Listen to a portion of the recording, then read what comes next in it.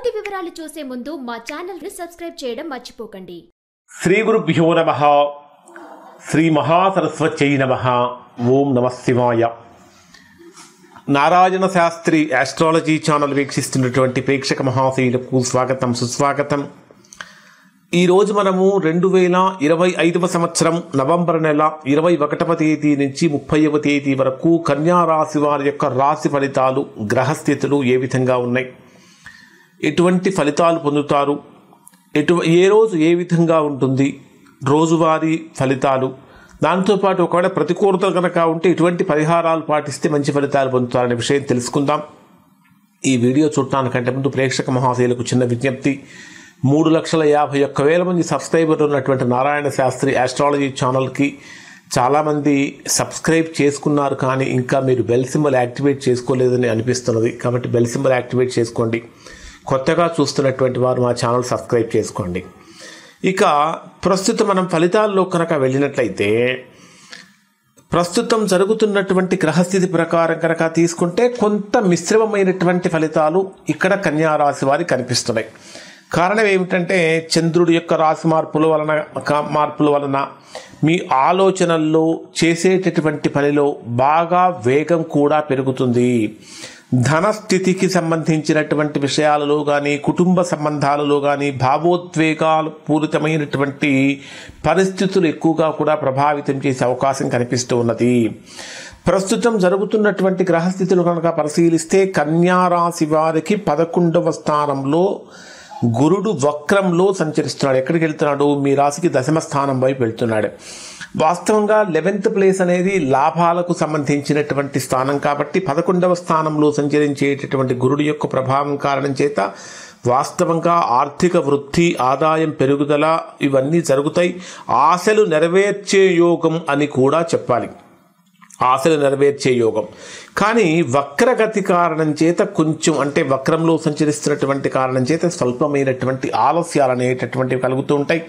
అలానే మీ జన్మరాశికి 12వ స్థానంలో సంచరించేటటువంటి కేతువు యొక్క ప్రభావం కారణం చేత కొన్ని విషయాలలో మానసికమైనటువంటి గందరగోళం కానీ, మానసికమైనటువంటి అయోమయం కానీ కనిపిస్తూ ఉంటుంది. ఇంకా చెప్పాలంటే కేతువు మోక్షకారకుడు కాబట్టి ఆధ్యాత్మిక పెరుగుదల అనేటటువంటిది కూడా కనిపిస్తూ ఉంటుంది.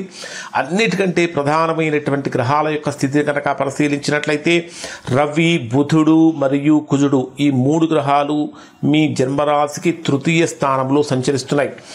ఈ బుధుడు 25వ తేదీన వక్రగతిలో మీ జన్మరాశికి 2వ స్థానం అయినటువంటి తులారాశిలోకి ప్రవేశిస్తాడు. మీ జన్మరాశికి అంటే 2వ స్థానంలో, ధనస్థానంలో, తులారాశిలో సంచరించేటటువంటి శుక్రుడు 28వ తేదీన వృశ్చిక రాశి అంటే 3వ స్థానంలోకి ప్రవేశిస్తాడు. ఎప్పుడైతే శుక్రుడు 3వ స్థానంలోకి ప్రవేశిస్తాడో అక్కడ రవి కూడా ఉంటాడు. కాబట్టి రవి శుక్ర గ్రహాల యొక్క కలయిక కారణం చేత శుక్రమౌఢ్యమి కూడా ప్రారంభమవుతుంది. కానీ ధనస్థానాధిపతి అయినటువంటి బుధుడు వక్రంతో వెనకకు ధనస్థానానికి వచ్చినప్పుడు ఏం జరుగుతుందంటే, ఆర్థికంగా రావాల్సిన ధనం బాగా ఉన్నప్పటికీ రానటువంటి ఇబ్బందులు కనిపిస్తూ ఉంటాయి. అంటే మనకు ఒకవైపు కంటికి కనిపిస్తూ ఉంటుంది డబ్బు ఇక్కడి నుంచి రావాలి అని, కానీ అది చేతికి అందడం అనేది అత్యంత కష్టంగా మారుతూ ఉంటుంది.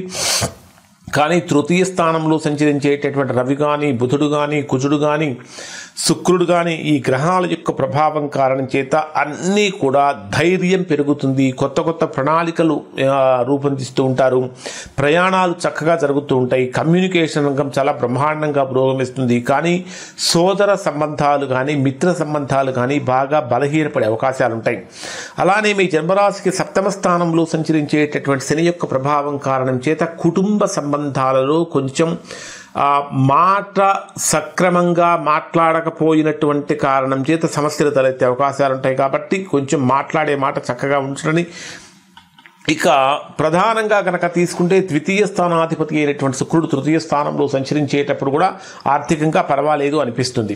ఇక మనం డే వైజ్గా కనుక పరిశీలిస్తే కన్యా రాశి వారికి ఏ విధంగా ఉండబోతుందంటే, నవంబర్ 21వ తేదీ ఉదయం నుంచి 22వ తేదీ సాయంత్రం 4:45 వరకు ఉండేటటువంటి సమయం.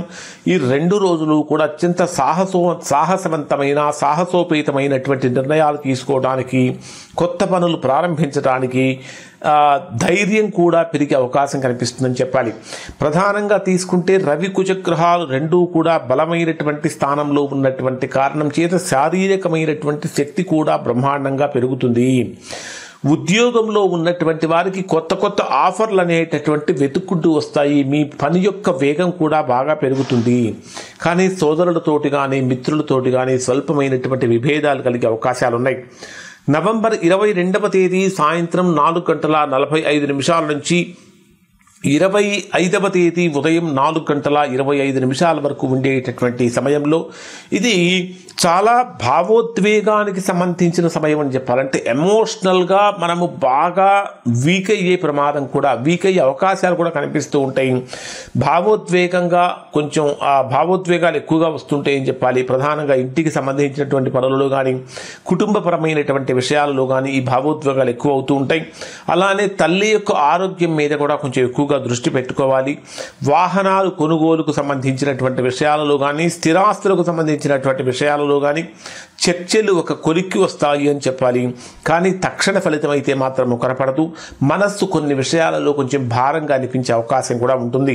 25వ తేదీ ఉదయం 4:25 నుంచి 27వ తేదీ మధ్యాహ్నం 2:02 వరకు ఉండేటటువంటి సమయంలో మీకు విద్యలో ఉన్నటువంటి వారికి జ్ఞాపక శక్తి బ్రహ్మాండంగా పెరుగుతుంది. ప్రేమ సంబంధాలు అత్యంత అనుకూలంగా మారుతూ ఉంటాయి. ఒక రకంగా చెప్పాలంటే క్రియేటివిటీ లెవెల్స్ తారాస్థాయికి చేరుతూ ఉంటాయి.